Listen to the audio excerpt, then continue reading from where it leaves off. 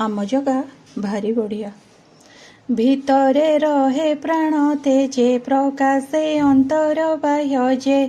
अभय अमृत ईश्वर जन्म मरण आर पार ताहार एमंद महिमा एणु दुस्तर गुण सीमा पाधेय शेष भूत वसे अमृता भय क्षमा कोशे त्रिलोक ऊर्ध्वे तिनि लोक बहे अभय क्षेम सुख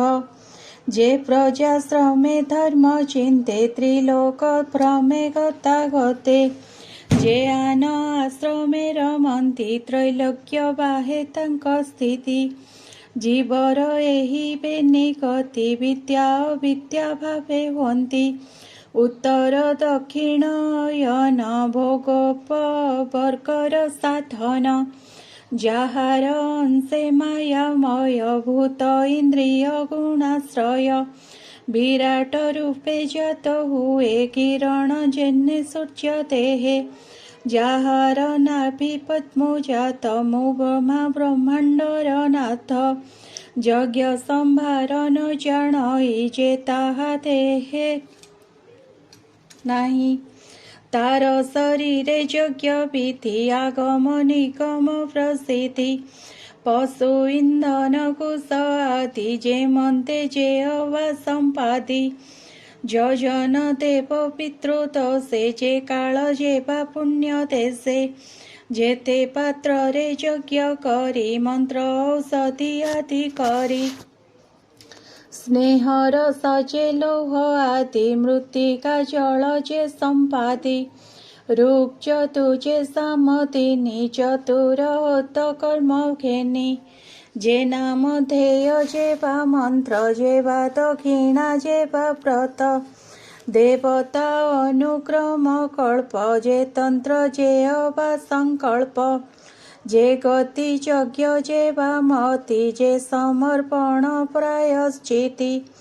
यज्ञ संभारता शरीरे लभिली जन उपकारे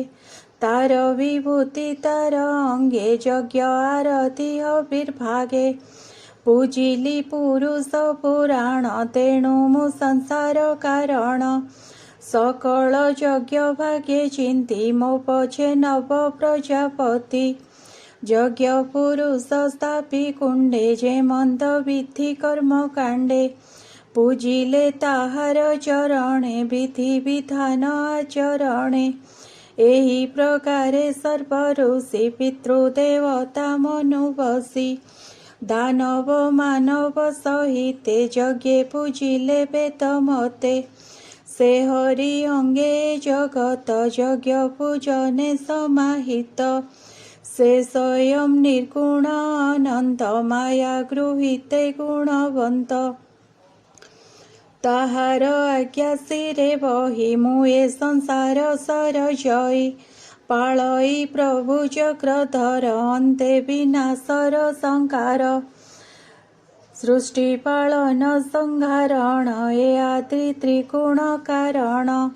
से माया धर नर हरि खेलई सृष्टि लीला करी तू जहा पूछिलु प्रस्तावे संक्षेपी कहिली मु एबे सत असत रूप जेते माया कल्पित ए जगते ए सर्वरूप नारायण अनादि परम कारण मोर वचने नारद केबे हे नुहे मिथ्यावाद मोहर मन सत्य स्थिति केबे हे नोहे मिथ्या गति केबे मोहर इंद्रि वर्गे न जानती असत्य मार्गे जेणु मरुते नारायण उत्कंठा भावे सुमरण तप समाधि मोर स्थिति मु प्रजापतिंकर पति जोगे निपुण समाहित जेणु मु आत्मतंत्रे जात तेबे न जानिली ताकु आनके अछि जानिबाकु तार चरणे नमस्कार जा भावे तुटई संसार शुभ मंगल स्वस्तयन आनंद